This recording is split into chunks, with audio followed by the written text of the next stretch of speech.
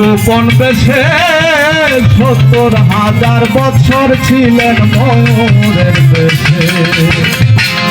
অদিন কাঙাল বলে পাপি পাপি উম্মতের লাগিয়া